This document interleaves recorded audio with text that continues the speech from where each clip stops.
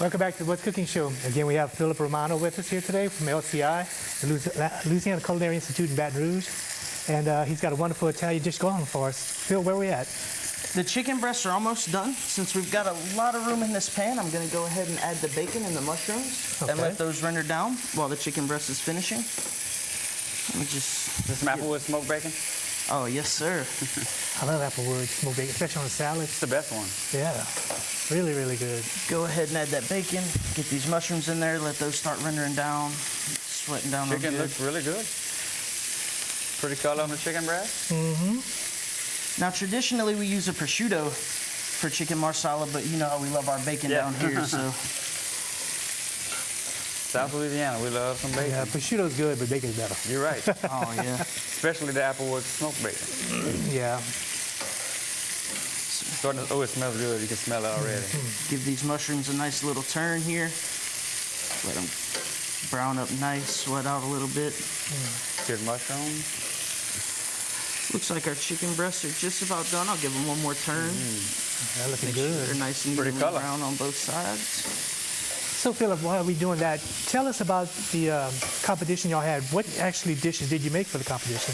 Well, we had 3 rounds. The final round, we did 5 courses. We could do 3 to 5, but we decided to go big. Go big or go home. We did 5 courses. We started off with a soup. We started off with an appetizer. We did a shredded chicken, and it was fried in a ravioli with a peach sauce, which peach was our secret ingredient for the finals. Sweet. We made a peach marinara sauce for it. Then we did a cold soup, which was a pureed peach soup with a whipped cream topping and a few peaches on top to garnish. Our salad was a fresh spring salad with, we did grilled onions and a grilled bell pepper circlet. Our main course, which actually won Best in Show, was a peach marinated pork tenderloin that was grilled down and finished with the marinade reduction sauce. And Really?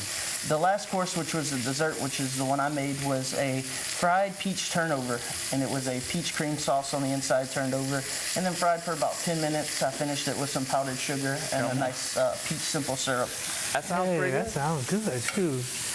If you want to learn how to cook all this stuff, just contact the Institute in Baton Rouge, and they'll be glad to give you some details on our classes and costs, and I'm sure they have financing and everything available for y'all. Or I can put Colt's cell phone number on TV, on the screen. Call our friend Colt. Same thing. Yep.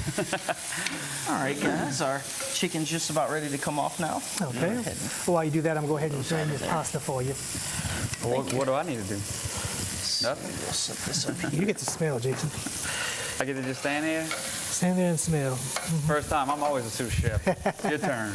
Yeah, it's my turn. You're right. Let these mushrooms and this bacon render down just a tad bit more before we get ready to deglaze the pan. It smells really good, I'm going to tell you that much. The pan, what else, the stuff going on in there smells really amazing. And it's about to smell a lot more amazing. All right, now we'll go ahead and add our marsala wine to deglaze the pan. Yum. We used to We should have brought a bottle of wine today, since we're having Italian.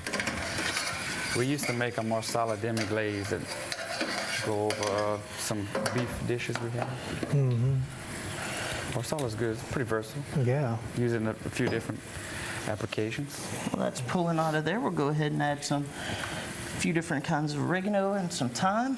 Is that lemon oregano or something? Yes, sir. We've got golden oregano, and I actually pulled a little bit of lemon basil. I'll add just a touch of that in there. That's No, I had good another stuff. touch. I like basil. All right. Add a big touch. There we go. Get a nice little bit of that basil in there. I wish everybody could smell this, what I'm smelling right now. Smells really amazing. Awesome.